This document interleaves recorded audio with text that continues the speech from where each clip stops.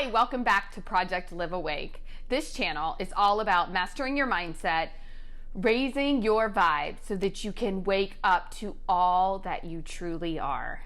So in today's episode, we are going to start breaking down spirituality basics. I think there's a lot of channels on here that talk a lot about spirituality and the complexities of it, and why I love listening to that and talking about that.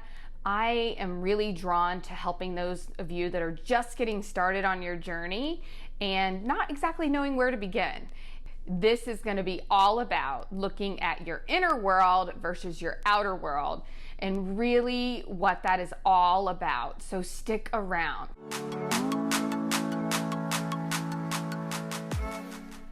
Okay, so if you're anything like I used to be, I really had no idea about my inner world. I, like many of us, tried to control my outer world when I was unhappy on the inside. And I think a lot of us do that, right? We try to manipulate or control the people we're around. We go get new friends when we don't like what our old friends are doing. Maybe we change jobs. Maybe we just distract ourselves and go shopping or drink alcohol. But the bottom line is the vast majority of the people out there in the world today, right, wrong, or indifferent, I'm going to show you guys how to break free from this, and please don't think that I wasn't there at one point, is trying to do things in their outer world in order to make the inner world feel safe, secure, and happy. Buying the cars, getting the houses, all of these things. Now, that's not to say that there aren't things to enjoy in the outer world, because there are. And guys, that's one of the biggest reasons we're here, is to enjoy it, to be in joy. However, when we're doing these things with the intention of fixing things that are going on the inside, unfortunately, it doesn't work out. We have it backwards. So you guys have heard the quote, "No matter where you go, there you are." And that's actually by Jon Kabat-Zinn. And what my interpretation of that and what I think he means with that is, no matter what you do, orchestrate whatever things you're trying to do to fix what's going on out there, if it's not right in here, you're just going to bring more of what's in here out to where you are. So you can move to a new city, you can get new friends, you can get a new boyfriend or a significant other, you can do all of these things. The problem is, at the end of the day, that part of you is still there.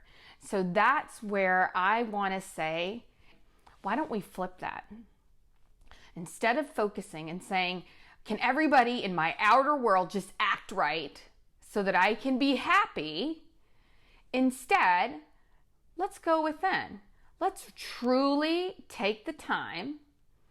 And I know it takes some serious bravery to look at what's going on the inside and start there.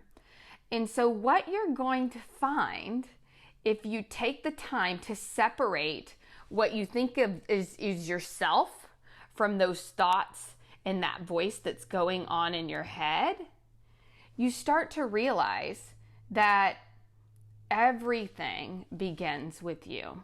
Everything begins with you. It begins with your perceptions. It begins with your expectations and your assumptions. And so we have to start there. And the first part of starting there is to start to see the voice. The voice. So, okay, you may or may not have noticed that you have a voice or two running around in your head, talking, commenting, judging, wondering, worrying all the time.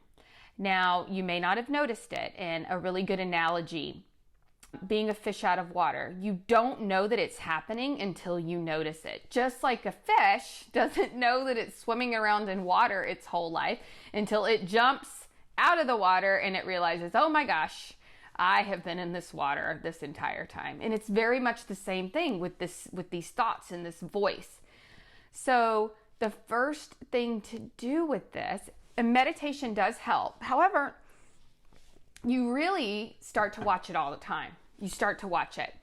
It's the one that's saying things like, oh my gosh, I should have told that person thank you. You should have done this and you didn't do this and now they're going to think you're that. And it goes on and on and on. And I can take one play from my own voice in my head. Two of them that go on a lot, even still, is, oh, I'm so hungry. Well, you shouldn't eat that. You already ate. But I'm really, really hungry and I don't know, I'm going to work out tonight. I need to eat. But no. You had a big dinner. Like, let's just let it go. You told yourself you weren't going to do that anymore. You weren't going to eat at night. And so now, not only do I have one voice, I got another one in there. So now we've got these two voices going at it. And so what happens is we're exhausted from this. We have no time to just sit and truly enjoy life because this voice is constantly chattering about the situation, about what that person should have done differently, what you should have done differently, what's going to be happening in the future that you should be worrying about, or regretting something that you did that's in the past. And as soon as we can start to see that voice, you can't unsee it. And that is the beauty of so much of this with spirituality. As we go through these processes that I'm really trying to break down one by one as systematically as I can, looking at my awakening process and how I got from point A to point Z, which I shouldn't even say point Z because that would presume that I'm finished, which I am not. But, I have gone through these different stages and I do believe it begins here. And so what we really have to do is look at this voice, get to know this voice. If you need to meditate, which I always say, I always recommend, to start to see and watch these thoughts that come in, you will start to get to know this voice. And then you will begin to get to know this voice when you're out in the world. And you can hear all the different things it's trying to say to you about who you are, what you're doing. And I never fully understood. I actually read Untethered Soul again just this week, and it's been a few years, and it was such an incredible book. The author is Michael Singer. I highly recommend it, but it really starts to show you how much you're driven by this and how exhausting it can be. I can speak from my example earlier with the whole, oh, you shouldn't eat, you should eat, oh, you shouldn't have. It is exhausting. So guys, if we can just start to see that voice for what it is, and I recommend giving it like some sort of cartoon character type persona, or a name, something that makes it not you, because it's not you.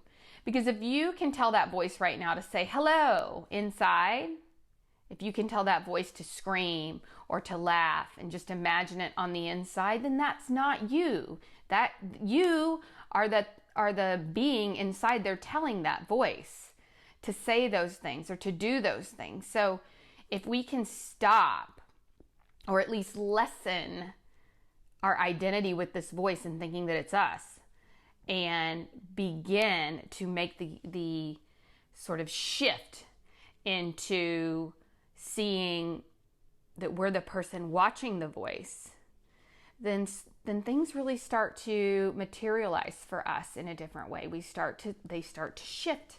We start to see things differently because we now know whatever that voice is telling us to worry about or to fear or to get angry about, we don't have to do it. We have a choice. And that's really what the first stages of awakening are all about, is this beautiful choice that we have to sit and stay and be present with what is really true in this moment, or to listen to this voice that's trying to run the show. One other thing that I really want to say about this is, this voice is your ego, and in the spiritual community, when we say ego, it's not, maybe you took some Freudian, some classes back in the day. It's not that ego, like, I'm so great ego. It's the ego, it's that small-minded part of you. So, in the past, this voice, this ego part of you has been there to keep you safe. And it still is. It used to really be a whole part of our survival, but now we're a lot more stable. We're not generally worried about where we're going to get our next meal. We're not generally worried whether or not a tiger's going to eat us. And so it has started running rampant in your mind, making situations out of nothing, accusing people of things that they haven't even done, getting paranoid, worrying about things that never have happened, assuming things or beating yourself up about the past that may or may not even be something that's really pertains to you at all. So it's like it's developed its own sort of monster in your head. And so if we can really start to look at that and see it for what it is and disassociate from it, so many things fall away automatically. You start to worry, you go, is that really true? Or is that just the story, this voice that's telling me this? You start to take offense to something that someone said or assume, they're late because they don't care about you or whatever. And again, you take that pause, you take that step back and you go, is that really true? Do I know that this person doesn't care about me? Or is that just that voice? Is that story? And as you begin to walk through your day-to-day life with that intention of just looking at this voice from afar and pretty much calling it out and saying, you know what, that's not true. I'm right here now. That's what's true. This is me sitting here in this moment, and whatever story is trying to run, I'm just not going to give that my energy. Because, one of the biggest reasons that it has become this way with this voice in our head is because it makes us feel like we're doing something. It makes us feel more in control of the world that we live in. So, I actually used to think that if I worry about something, then the chances of it happening are actually less. That's not true. So why are we giving it all of our attention? Why are we giving that voice that says you need to worry about your child's birthday party that's outside tomorrow, whether or not it's going to rain? Is me really worrying about that going to change anything in my outer world? Absolutely not. So my sort of promise to you guys is if we can shift our focus from all the things we're trying to control in this outer world to make us happy, secure, and safe, and we can focus on our inner world and get to know this voice and call it out and see how wrong it is and see how often it is just a paranoid part of you that is hardly ever right. Hardly ever, if at all. So why? If you had a friend that was constantly telling you all this crazy stuff that you should worry about and you should think, and that person's not nice and that person, would you be friends with that person? I know I wouldn't. I would say that is a negative Nancy. That person is paranoid. Not only is that person paranoid, that person is talking to itself because it's got this whole, not just monologue going on, but a dialogue. And you wouldn't give that person a second notice. So I would say start to get to know that voice. Start to just listen. Just start with having it say hello, hello, hello, hello inside so that you can hear, so that you start to notice that this thing's talking to you all the time. Stop letting it run your life. Stop letting it control your thoughts. So that is step one in this process. Thank you all for listening to this. I hope you enjoyed it. Please don't forget to like this video if you like it, subscribe, because we're going to continue on and build on this journey of the basics of spirituality and just how to enhance this awakening process. Please don't forget to join me Saturday mornings when we meditate live right here at 9 a.m. Eastern Standard Time, and hit that bell so that you will get notified when we go live and when any new videos come up. So thank you so much for watching, and don't forget, as always, keep shining your light.